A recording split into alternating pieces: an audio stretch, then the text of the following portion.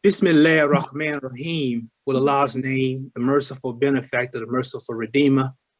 Ashhadu an la ilaha illallah wa ashhadu anna Muhammadan Rasulullah. I am a witness that there is nothing worthy of worship except Allah, and I'm a witness that Muhammad, to whom the Quran was revealed, is Allah's servant and messenger and the seal of the prophets.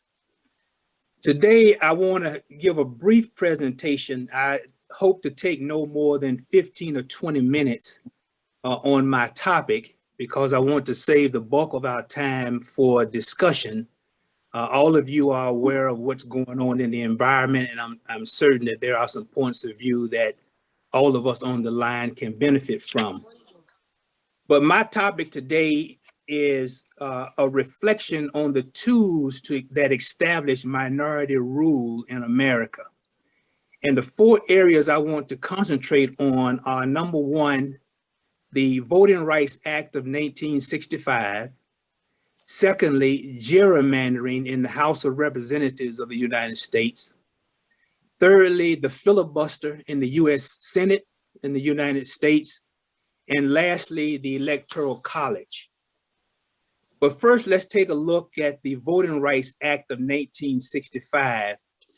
Now, prior to 1965, there have been several voting rights acts, but this is the latest of those and the one that has had the greatest impact. The Voting Rights Act of 1965 outlawed discrimination in voting. And it came about basically when Southern states adopted a practice after the Civil War that included people taking literacy tests as a prerequisite for voting. And this act prohibits racial discrimination in voting. The original act applied to several states, including Alabama, Georgia, Louisiana, Mississippi, South Carolina, and Virginia. Those racial discriminatory practices violated the 14th Amendment to the US Constitution, which was ratified in 1868, which granted citizenship to all persons born or naturalized in the United States, including the formerly enslaved people, and that would be us, and it guaranteed all citizens equal protection under the laws. Recently, in 2013, in the Shelby versus Holder case, the United States Supreme Court struck down Section 4B of the 1965 Voting Rights Act as unconstitutional. The court held that Congress cannot subject a state to pre-clearance based on past discrimination. Now, pre-clearance was never a permanent law. That's very important. It was never a permanent law under the Voting Rights Act of 1965, and it had to be reauthorized by Congress on a regular basis.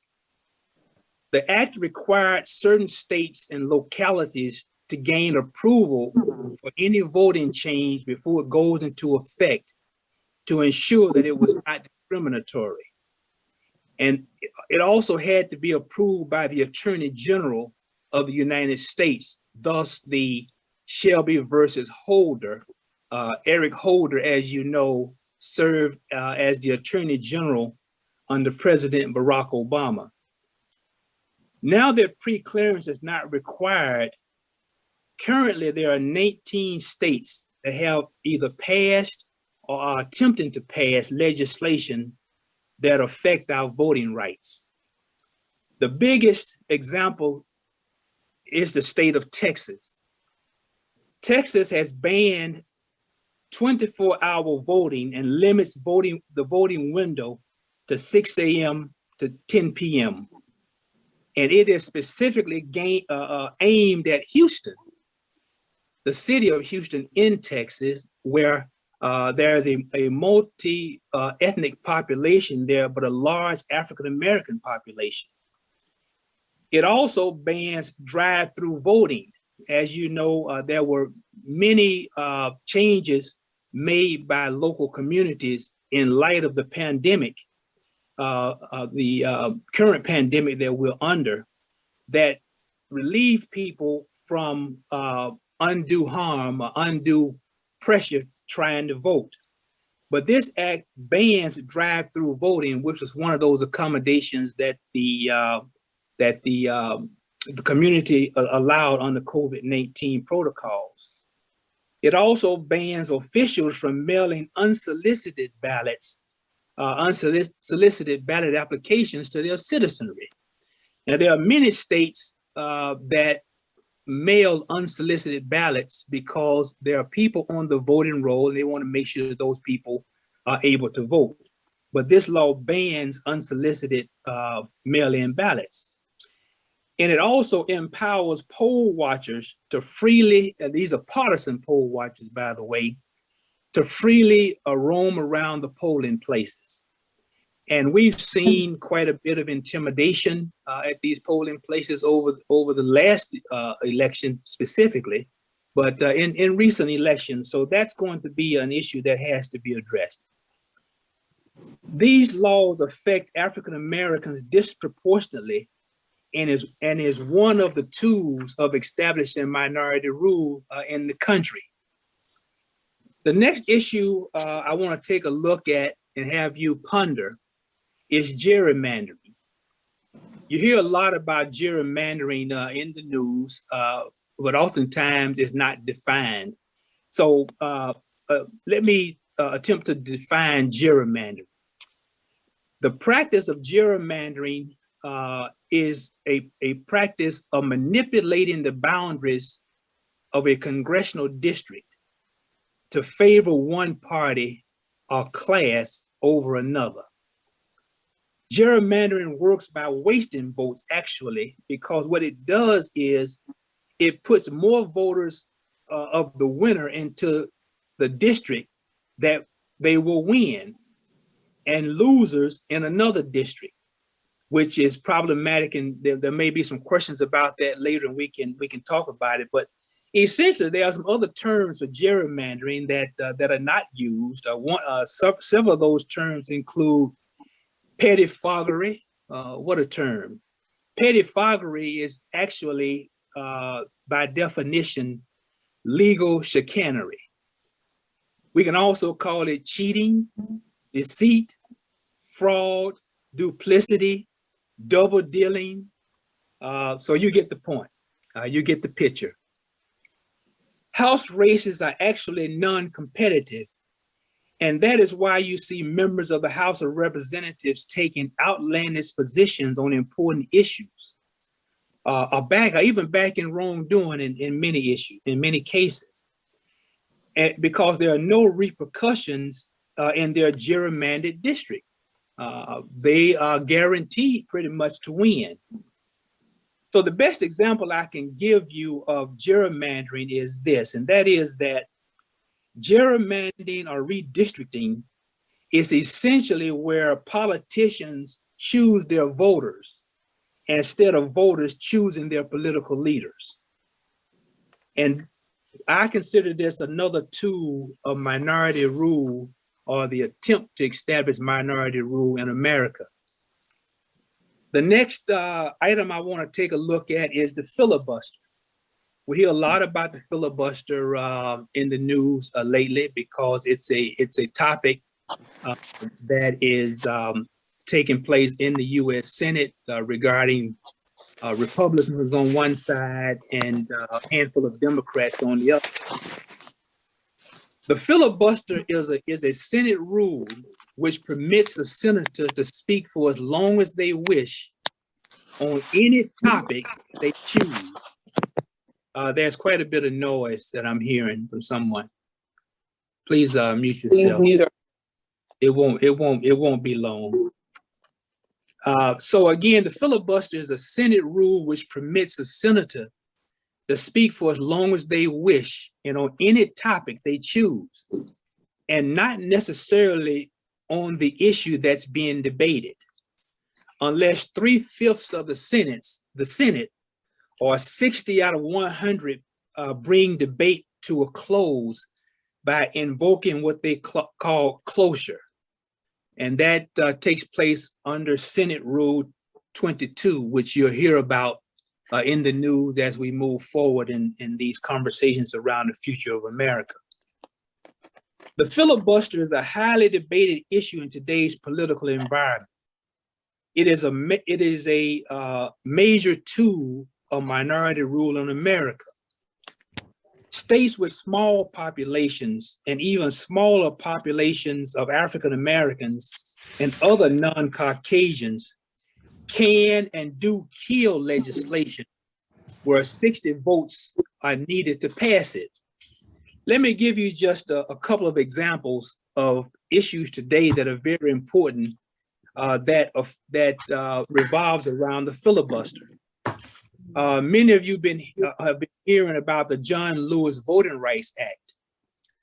The John Lewis Voting Rights Act could not get 10 Republicans to even discuss the bill on the floor of the Senate. I'm not talking about passing the bill. I'm just talking about having a discussion on the bill. That is part of the power of the filibuster. According to Gallup, one of the Gallup daily tracking polls in 2017, a total of 13 states considered solid Republican. Those states include Alabama, Alaska, Idaho, Kansas, Montana, Nebraska, North Dakota, Oklahoma, South Carolina, South Dakota, Tennessee, Utah, and Wyoming. Those senators from those states that I just mentioned voted against bringing up the John Lewis Voting Rights Act. And by the way, the African American population in Oklahoma is a whopping 7.8%. In Nebraska, 4.8%. In Utah, 1.5%. In Idaho, 0.9%. In Wyoming, 0.63%. In North Dakota, 2.9%, and that's just to name a few. So you can see how important that John Lewis Voting Rights Act may be to many of us, but to those in the states that I just named, it is not that important, and it has not been brought up for an issue in the Senate or for debate in the Senate. The second thing I want to talk about is, and this happened just recently, the Senate voted on whether or not to establish a commission to study the January 6th insurrection. The vote was 54 votes for it and 35 votes against it. And the 35 votes won. Let me repeat that. This is the power of the filibuster. The Senate voted on whether or not to establish a commission to study the January 6th insurrection. The vote was 54 for it and 35 against it, and the 35 won. Excuse me, Brother Bashir, let me interrupt you for 1 second. I am asking that you please mute yourselves. We can hear all of the banging and door creaking. Just simply press the mute button. And I know that it's so easy to forget about that, but it's very disturbing to the speaker. Thank you. Thank you very much, Glo. Another tool, the filibuster is another tool of minority rule in America, and a major one at that. Those votes against establishing the commission came from those states that I just mentioned again. The last tool that I'd like to take a look at and have you reflect on in terms of my topic is the Electoral College. Now, I know there is a lot of history around the Electoral College, but many of us may not know what the Electoral College is.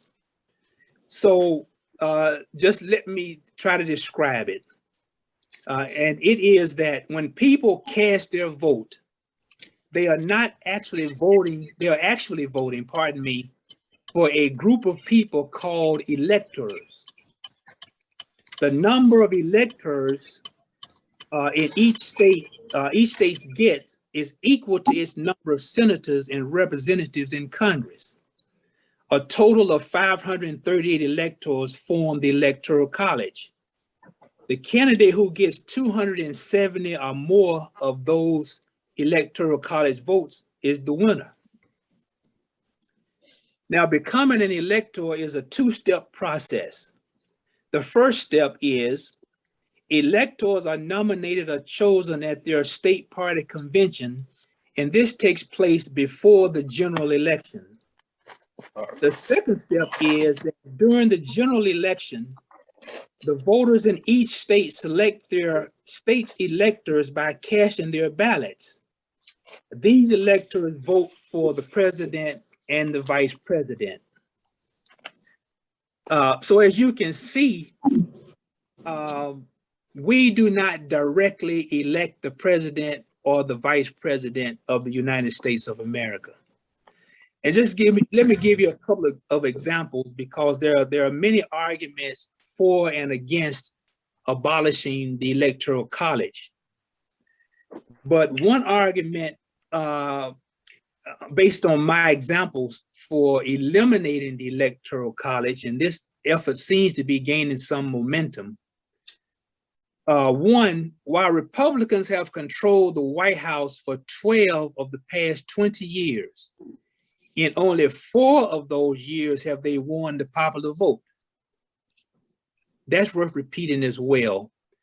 While Republicans have controlled the White House for 12 of the past 20 years, in only 4 of those years have they won the popular vote. Another example is Donald Trump lost the popular vote in 2016 by 3 million votes. But 3 states representing only 78,000 votes in the Electoral College gave him the victory over Hillary Clinton. Another example is a recent example. Joe Biden, the current president, won the popular vote by 7 million votes nationally, but only won the election by about 50,000 votes based on a handful of states. Both Trump and Biden won their election by the same margin in the Electoral College, 306 to 232. But Trump lost the popular vote in both the Clinton and the Biden elections. I'm approaching my 20 minutes. Let me say in conclusion, because again, I want to leave time for some discussion. In conclusion, I think it's important to point out that each of the items I asked you to reflect on as tools that establish minority rule in America should not be viewed in isolation. Each of them, voting rights, gerrymandering, the filibuster, and the Electoral College, play a role in each of those efforts to establish minority rule. But we face some serious challenges on the future of America and our role in that future. I have to point out that many whites take the position that democracy has given up on them. So they've given up on democracy. You can see that on a daily basis around many efforts with the arguments and the positions that many of them take in light of the reality that is quite different. They have chosen, and I've mentioned this before, and this is pointed out by one of our authors, Isabel Wilkerson, that whites have to make a choice between whiteness and democracy. And so I'm going to leave it to us on what we are going to do going forward. And I'm going to conclude my comments there. Thank you. Regarding your presentation, like I said, it was very informative. A lot of people are not familiar with the the voting process and how the college electors affect us and how we can affect them. And I don't even think people know when, because a lot of people be texting me like, help New Jersey, help this and vote. And a lot of people be thinking, how can I help these people? I don't live in that state, so my vote won't count. And so that presentation that you did, if you have that in writing that you could submit in an email type situation for people to even review it, and that way they can ponder on what you're saying, but they can have some intelligent questions regarding it. And college electoral votes, you're right, how people can have the process, but then the person that's running wins on the college electoral votes. But we do have a question, a comment from Imam Tariq, and let me just go ahead and unmute him, okay? Assalamu alaikum. Assalamu alaikum, brother man. Thank you very much for that presentation, Brother Rod. I'd like to hear your thoughts on, because this is a multifaceted problem that we're dealing with in terms of facilitating or encouraging the minority rule between gerrymandering and the filibuster, the Electoral College. Which of these would you say is the most pressing issue, or has the most promise in taking apart the possibility for this minority rule? I think the basic thing is the voting right, the restoration of voting rights. The John Lewis Voting Rights Act is pending in the Senate, but there are not enough votes because of the filibuster and because of the situation in the Senate to bring it up for a vote. So I think fundamentally it starts with voting, and that's on the one hand. Now there are many obstacles that are being placed in our way in some of these states in terms of voting, but whatever obstacle that comes up, our determination to vote has to be stronger than any obstacle. So if an ID law is required, let's get an ID. If it's prohibited for someone to provide water for you in Georgia while you're standing in line to vote, then we have to bring our own coolers full of water. We're going to do everything that we can to make sure that that right is protected. The second issue, or the second part of that for me, would be the filibuster itself. We're going to have to elect, and this is a difficult process because of those states that I mentioned that don't have, they're very conservative. One statement I didn't make, and I'm not advocating for Democrats or Republicans. I'm just trying to point out the realities of what we're facing with the Democrats. But that the filibuster has to be, even if not eliminated, altered in such a way where you can't come before the floor when we're talking about voting rights and talk about see Dick, Jane, run. We have to address those kinds of issues. So I would say voting rights and the filibuster, or electing more senators that are more favorable to doing the right thing. Thank you. You're welcome. Okay, we had a comment. I think Brother Bill Chambers wants to get in on the discussion. Brother Bill? Yeah, assalamu alaikum all. Can you hear me? Yes. Okay. Thanks very much, alhamdulillah, for your presentation, Brother Rod. I loved your take on minority rule, because that's obviously, it was the opposite of what I expected, which is always good. I would say I'm one of those people that believe we've always had minority rule. And actually, if you really look at how the country was founded, at the very beginning, the only people who could vote were white men who had property, right? So it was basically founded on this idea that a certain class of people, in this case, like the property owning class, and definitely males, definitely white, were the only ones that were in control of government. And I really think that kind of approach has really continued in various forms up until the present. Now, one area that you didn't talk about, and I definitely agree with all the aspects of it that you mentioned. One area is also the Senate. Now, if you look at this, if you look at the Senate, it's pretty much all older white men. I mean, obviously, there's clearly some white women senators, but very, very few senators of color.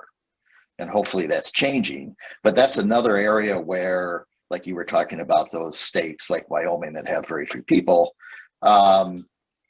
they also get 2 senators as well as California. Now, one reason that's important is that, as you mentioned, the filibuster comes up more and more often in the Senate.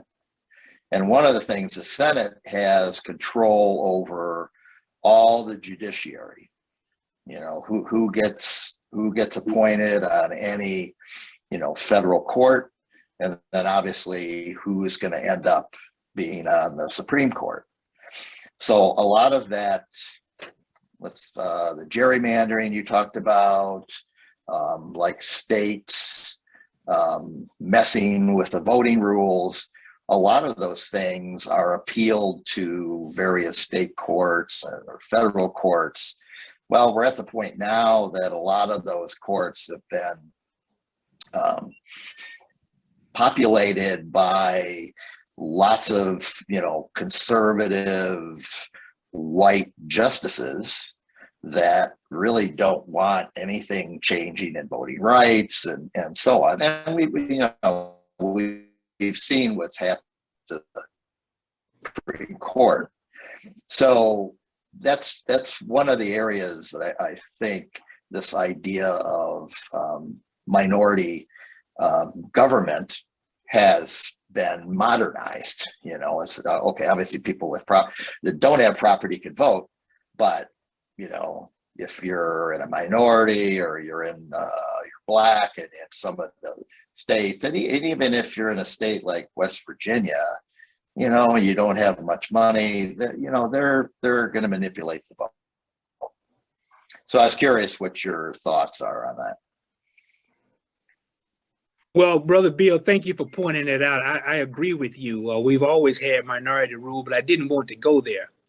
I wanted to try to point out the current situation that brings it home that we have minority rule, and then we're headed toward it in the open now. It's been an open secret, but it's out in the open now, and the blinders are off. I appreciate the comments you made regarding white males, land ownership, all of that, and I think that we'll let your comments stand. I agree with you completely. Excellent. Thank you, Brother Bill. Brother Bashir Assad, your hand is up. Can you go ahead and unmute yourself? Am I unmuted? You are. Okay. Assalamu Assalamu alaikum. And let me say, Rod, you did a very good job in your presentation. I'm an old political head, and we talked a little bit yesterday. And what you did today is inform us on some areas where there are problems. The problems continue to exist if we don't have some solutions to them. Now, Imam Wardi Muhammad, when he made us aware that we should be a part of this government, this political process that we have in these United States. And he brought forth the concept of remake the world. We have to become, when we see these problems that exist, gerrymandering, filibuster, minority rule. And when I look at minority rule, as we were talking yesterday, I read in the Christian Science Monitor, maybe 50 years ago, you can't have a democratic government with ignorant citizenry. So you can have a minority rule when you have a group of ignorant people. When I say ignorant, not ignorant, they're not ignorant by birth. They're ignorant because they don't know, and you also have people in high places that don't want them to know. This is not only happening here in the United States of America, it's happening in many other places in the world. And I recently, a comment that Imam Wardi Muhammad made in an article, I took an excerpt out of it, and he said, don't sit with your hands folded and go on like everything is normal. So we have the issues that you brought up, we have to address them. We have to, if they're unjust, if they should not be a part of our law and part of our government, part of our process, we have to get rid of them. If they need to be changed, we have to change them. But they're not going to be changed if we, as the Imam says, if we sit on our hands folding and go on like everything is normal and do nothing. That's my comment. Thank you. Thank you for that comment, Brother Bashir. Yes, that's an excellent comment. I think that, we all have to take a position of active interaction, right? That we can't just think about, oh, there's a wrong being done, but we actually have to get involved and try to be part of the solution. So yes. Any other questions? If not, I think I may have some end notes here that I didn't include in my presentation. I just want to point out a few things to consider. Obviously, the attack on voting rights is a throwback to the Jim Crow laws of yesteryear. Also, you all recall when the then Senate Majority Leader Mitch McConnell refused to bring up President Barack Obama's nominee for the Supreme Court. And by refusing to do that, that was an indication that the institution and power was more important than the institution of the Senate. He certainly exhibited minority rule in that case. There's another case in North Carolina where a Democrat won the governor's position, but the legislature, which was a Republican legislature, passed laws that stripped him of some of his powers. Also, there are laws that are being promulgated in many of these states as we speak, where certain appointments are being made by the legislatures, by the governors and others, that can actually overturn an election. We're hearing about this on a daily basis, where heads of those branches of government that are required to count the vote in a fair way, political hacks are being appointed to those positions. So although we vote for a certain presidential candidate, the groundwork is being laid to overturn those elections. And this is a very real possibility. those were a couple of things that I wanted to mention that I didn't mention in the presentation. But the most important thing is to be aware and be active, because there are elements in our environment, and many of them have said it. Senator Mike Lee of Utah, I think he's in Utah, said that we don't have a democracy. That's been almost a couple of years ago when he said that. That is very unusual for a United States senator to say, but he said it publicly. And that's actually being carried out as we speak. Donald Trump is the focal point of it. They're using him for the focal point. He's using them for the for whatever it is that he needs out of this. But it is our position as Muslims that if you are a party to wrongdoing, then that burden of that wrongdoing is on you as well. So we just can't look at this as a Donald Trump thing or a handful of people. These are institutions that are involved in trying to establish a country that we don't want. So I'll leave it there. I see a question in there somewhere. Yes, we do. Dr. Aisha? Yes. Okay. Yes, assalamu alaikum. Assalamu alaikum. Thank you for your presentation. So there's a situation I'm sure you're familiar with Kim Foxx, and basically the Republicans trying to move legislation to put in place that the chief of police could basically overthrow her power to prosecute. And it's just for Cook County and just for her as a woman. Would you consider this part of the minority rule? And if so, what are some actions that we can take if we bring this down to a local level for action for us, for the masjid or for the believers, or like how does this look for us in action? Well, first, I don't. This is happening in Illinois to Kim Foxx, but if you remember during the election cycle when Kim Foxx was elected, there were several African-American women that were also elected as state's attorneys in their respective states.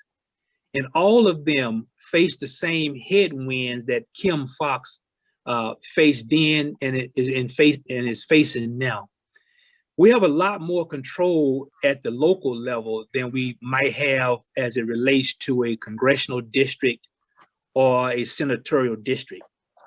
So I would advise, if we're supportive of Kim Foxx, given that she's an attorney and understands the law, to try to find out from her what it is that we can do as a local community to push back on those efforts to restrict her power. And whatever is happening is happening not at just one level in the city or the state government. Is happening in other places as well. So I would advise speaking with her to find out what it is that we can do. Because if we're not organized and have some kind of collected effort to assist her, if she's a person that we support, then we won't be effective. We need to know what it is that she needs and wants her constituents who support her to do. Thank you. As a follow-up, go ahead. I'm sorry.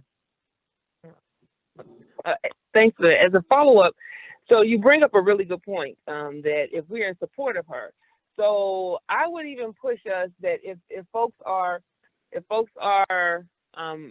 so it's part of it is about the individual, but the other part is about the law and what changing a law can do to our power and our authority to to move, right, and to make decisions. So if they disempower the position, right, it doesn't matter who's in the position. Are we in agreement with that, right? So I think sometimes we get stuck on support of an individual, and we allow folks just like to take our rights away, right? 9/11. Let's just now we have authority to go into so.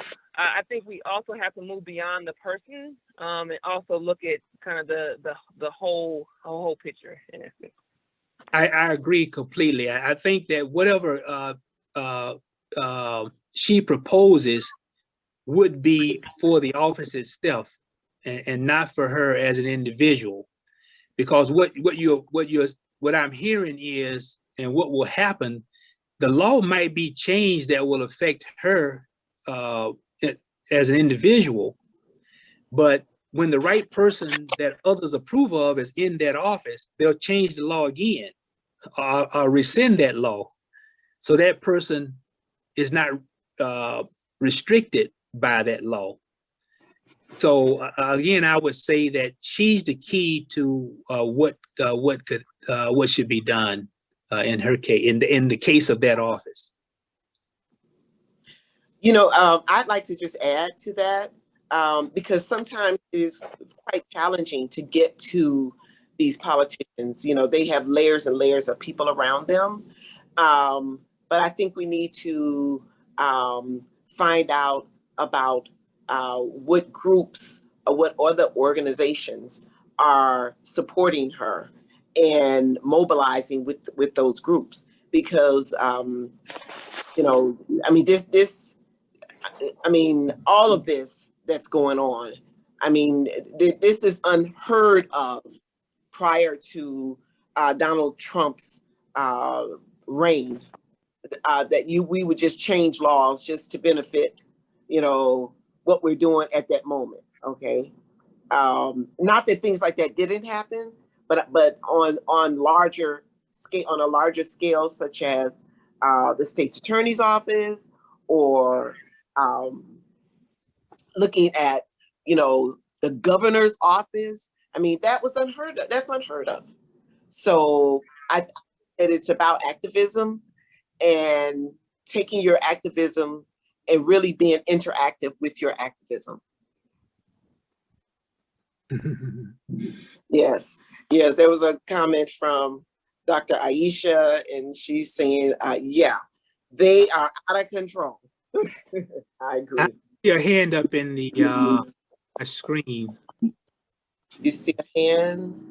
Let's see. Abdul's phone, I believe. Okay. Yes, please come on. Yes, assalamu alaikum. Assalamu alaikum, brother. I'm sorry I was not able to get online at the beginning and I missed your presentation. I don't, but we've talked many times and we've always had conversations about the political agenda in this country and how it affects us and all working class people. I was wondering, and I heard Brother Bill mention this about minority rule has always been minority rule in this country, namely Caucasian men, wealthy Caucasian men and property owners. I don't know if you talked a little bit about campaign funding, right? And lobbyists in a system where you can have you can have people elected to public office. An example I want to give is Senator Senate or Cinnamon, I think her name is. I know I'm not mispronouncing her name. Cinnamon, yeah. Where you can come into office making $34,000 a year, working an essential job, an essential employee, and in less than 2 years, right, become or have a net worth of over $1 million through campaign funding. And then the people, the lobbyists who are giving that funding have power over you, or you give them the power over you because you love what they do for you and give you, and you can hold up the legislative process for the whole nation. Can you like speak on that if you would?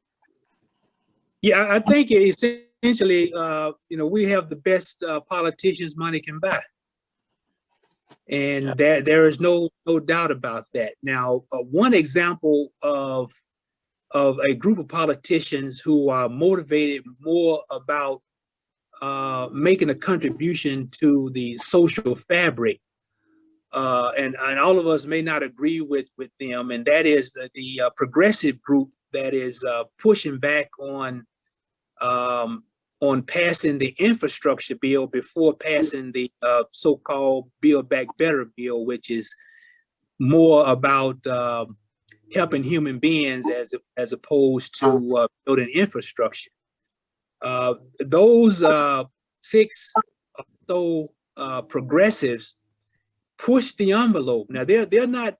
I don't know what their source of funding is, but if they're getting help from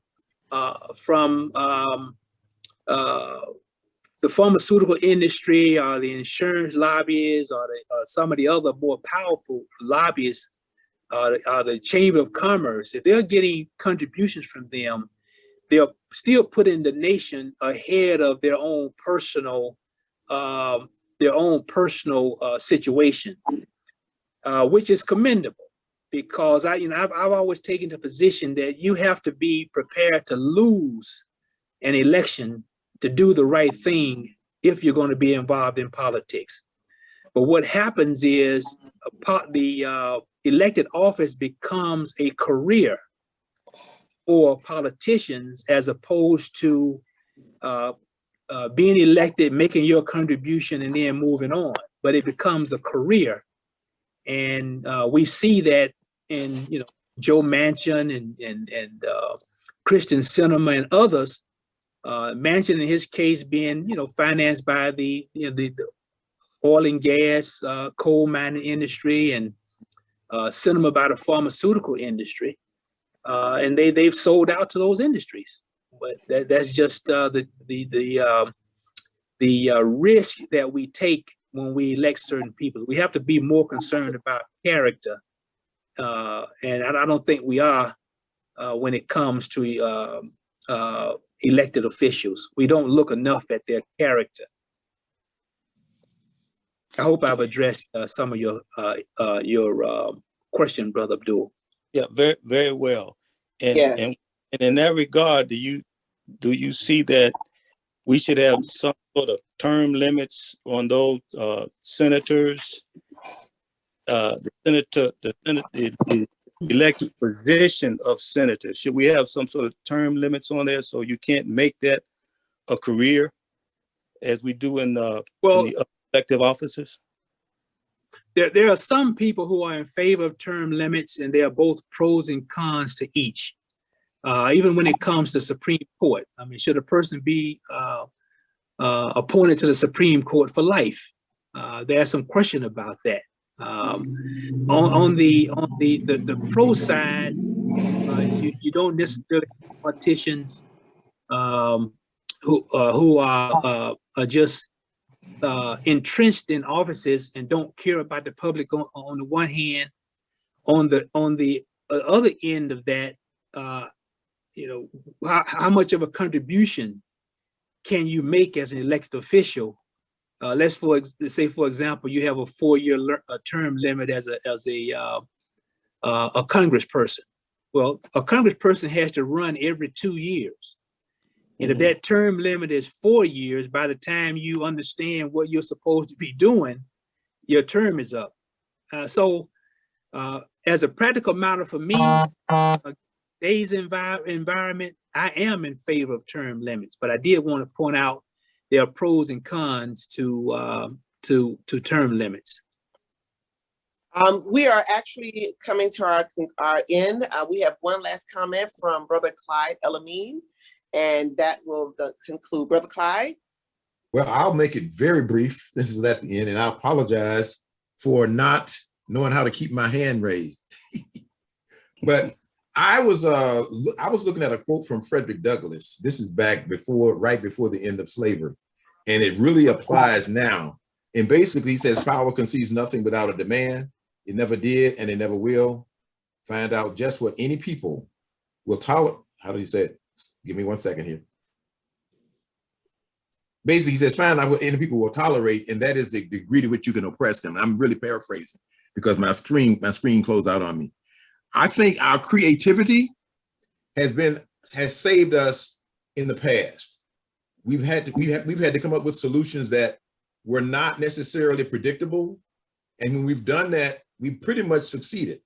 And I think we have to resort to our creativity at this particular point in our history. We have to think of something that they're not expecting us to think of that brings pressure on them. These people respect nothing, absolutely nothing but power and material gain. So that's who we're dealing with, and we have to deal with it that way. I agree. Yes. Brother Kasib, if you have a last comment and make it brief, and then we will conclude. Yes, excellent presentation, Brother Rod and Sister Gloria. Thank you. My comment is right along the lines of what Clyde just said in terms of creativity, but also what Abdul and Brother Bill mentioned. You know, it's not exactly political, but we have a history.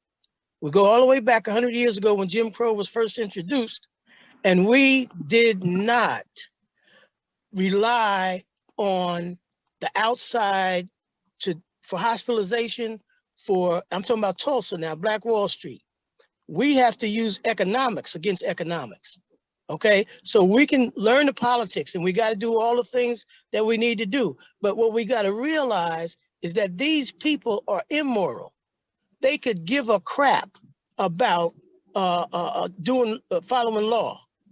They break the law when they get ready. So what they did back in Black Wall Street was rely on themselves. And the black, in Tulsa was more successful than the people that were, that's why they bombed us, because they couldn't stop us any other way. And so that's what I'd just like to leave it on that.